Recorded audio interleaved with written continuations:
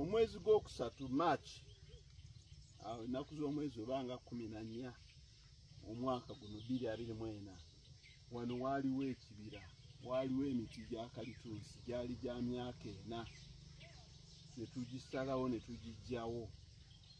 Bwe twagenda okutuukira mu mwezi ogwokuna nga tutereezaawo nga twokya, ndowooza Idi yaliwo awo ng'omwezi gwokuna gutandika oba zaali 4, nabalagako nga tulongoosezaawo wano tusimbawo kasooli. Twali tusimbawo kasooli n'okuzaamu emiti gya kalitunsi. Era kasooli wuuno kati ewiiki ndowooza ziri 3 omulaba kasooli bw'atuuse.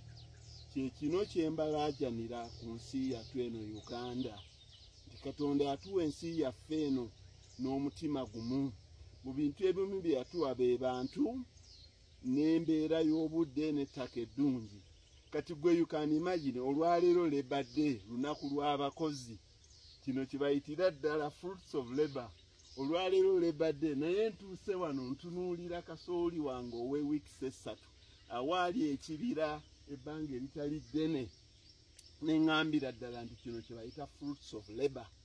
Naye fruits of labor ono tajja buzi, ebibala ebyo ebyokukola tebijja buzi, olina okubikolerera. Mwalabanga ku lunaku olwa Idi ne ku Easter era waliwo awalala. Kati nina kasooli ono bweziti ekazi zino 15, awalala 2 bweziti mu bifo 3 oba 4 mbirina. Naye kati buli lw'otunula bw'oti lyeryo essanyu ly'ofuna kye tuyita fruits of labor.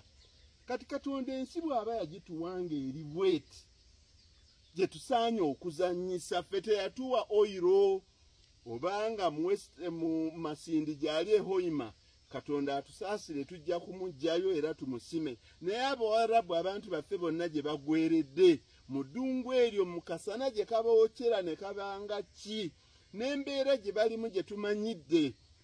Naye ate twalekawo oba tulekawo ettaka oba embeera efaanagana bweti nti mu weeks 3 oba otandika okufuna akamwenyumwenyu ku maaso go ne ku mutima gwo. Ekyo kijja kitya?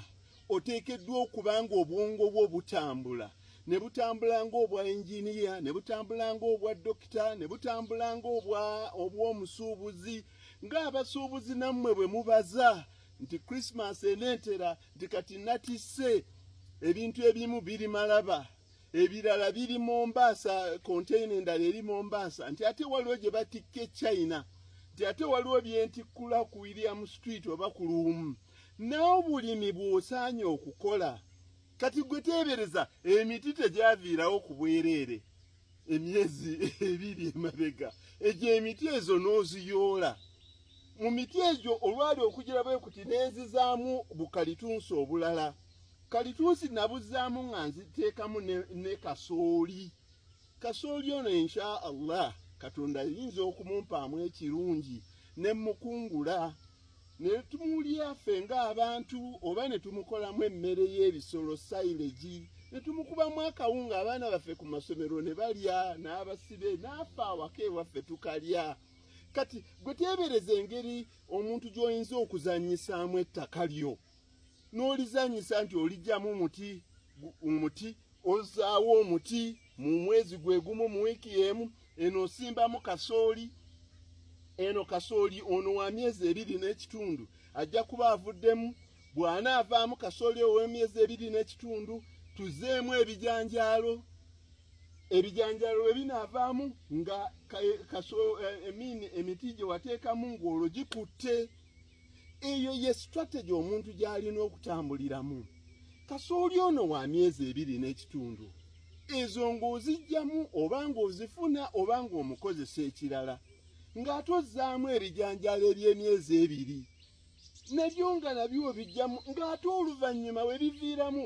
Guno omuti giyu guba tegukyalina muzannyo. Omuti giyu guno si gwa muzannyo, guno jangu ogulabe, giigire gitambula wano, jangu ogirabe. Giyu yono era layini etambula egenda bwetyo. Wano waliwo emiti 14,500 akatundu ka wano, bw'oyongerako n'egiri sayidi ey'eri kwagala kweza miti mutwalo mulamba.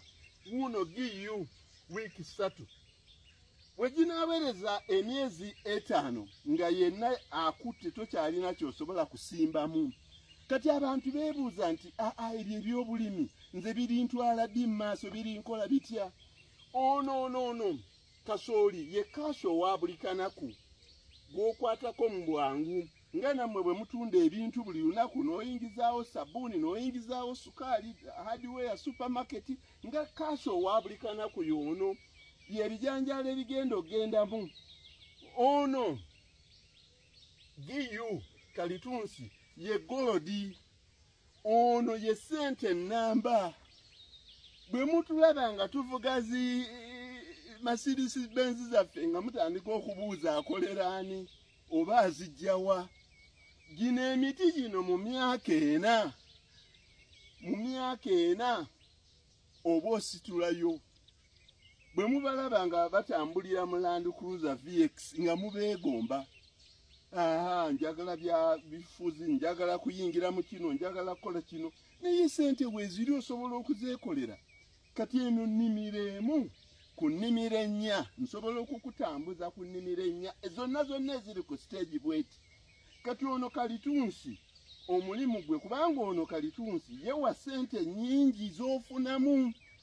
Ono kwobalirira nti njagala kukola kino ekyamaanyi. Njagala kwegulira Mercedes Benz GLE 2016 2020. Ebyo mwozigula.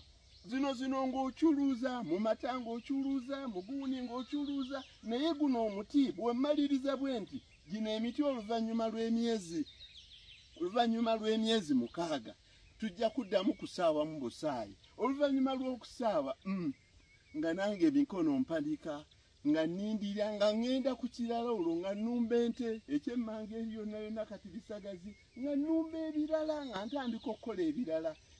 Ekyo bannange kyembakuutira temutya nnyo bulimi. Sigamba nti abantu bave emirimu gyabwe emirala. Badokita musigale nga mukyatujjanjaba. Bayinginiya mukole enguudo n'okukanika ebintu byaffe. Abasomesa tusomese. Naye olwaleero lebadde enkya ngenda kubeera ku mulimu gwange. Buli muntu yenna abasuubuzi musuubule kubanga singa bwe mutaasuubule ebintu bye tukozesa tunaabijjawa. Naye ninako nemeddeko ku nsonga egamba abantu nti Uganda Katonda yatuwa ekintu ekisingayo obulungi, embeera y'obudde, ettaka n'abantu. Abantu tulina bangi abasobola otukolera. Nze waalabyeko tractor ewange ng'erima. Gino gyonna wano mwalaba abaana be balima. Ne bwe munaakola mutya okweteekako security ey'enkana etya ng'abaana tebalina kye bakola. Bajja kuwalampanga ebisenge byammwe oba CCTV kamera kweri oba teriiko. Abaana tubawe emirimu. Mwagala nnyo mashini, ente tuzikamise mashini, tractor yeeba erima wano. Nzikiriziganya ne technology. Singa nalimisaamu tractor waalibadde wanyanguyira. Naye tractor yalibadde esobola okuyita mu nkonge zino ez'emiti gye nalina akamala okusala. Olwo abaana baffe ne batandika okufuna emirimu ne bakola. Kwe kukuza eggwanga lyaffe. Tuleme kulowooza nti eriyo amawanga eri gye baatukolera emirimu. Bene nga tukaabye ng'abaana baffe bakaabidde okukolera ku mawanga.